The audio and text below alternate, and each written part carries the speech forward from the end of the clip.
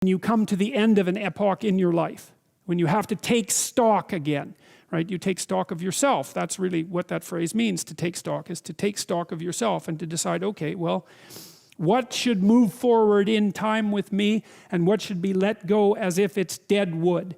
And the more dead wood that you let go of and burn off when you have the opportunity, the less it accretes around you. Here's something interesting about forest fires, you know.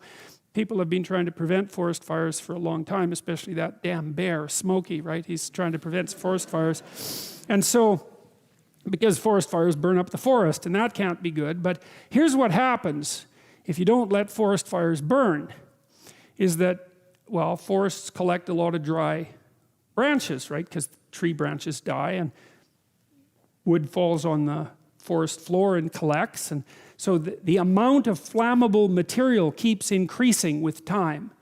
And that's not so bad if it's wet, but if the amount of flammable material is increasing and it gets really dry, and then it burns, then you have a real problem.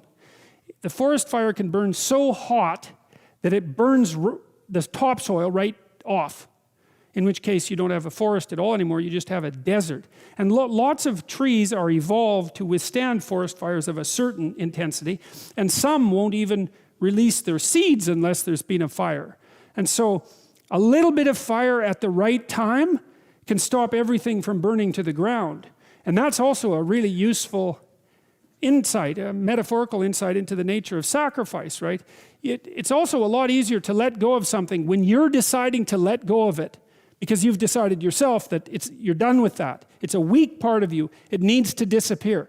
You do that yourself, it's much better and much easier than it is if it's taken away from you forcibly, in which case you're very much likely to fight it. There's another interesting thing here, a motif that runs through the entire Bible. It's a very, very powerful motif. And it's partly associated with this idea of walking with or walking before God.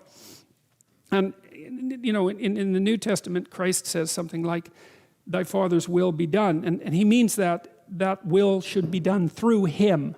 And so, I won't be able to state this exactly right, but it's something like this.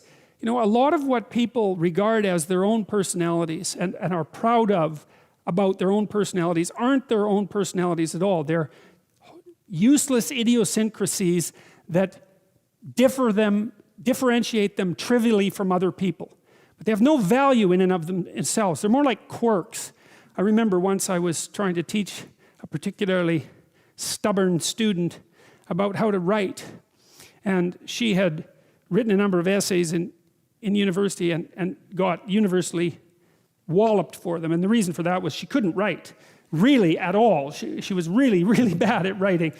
And so I was sitting down with her trying to explain to her what she was doing wrong.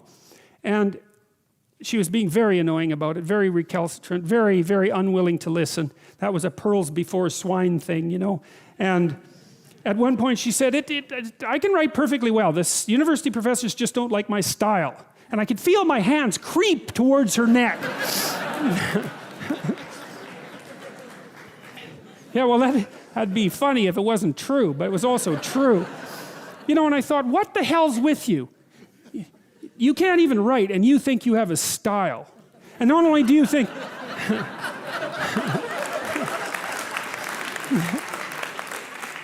Yeah, not knowing how to write is not a style. That's the other point, right? And so, you know, she instead of humbling herself, which was necessary, and okay, right? Because she was a new university student. It's like, of course you don't know how to write. When were you going to learn? In school? I don't think so.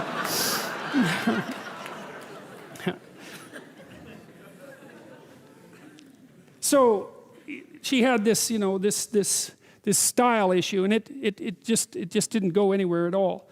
And so now, let's see, I lost my train of thought in telling you all those jokes. Oh yes, in terms of letting things burn off. Yeah, well, so she was proud of her insufficiency. That's arrogance, right? That's not humility. It's self-deception and arrogance. To be proud of your insufficiency, that's a very foolish thing. And that means to cling to the parts of you that are dead.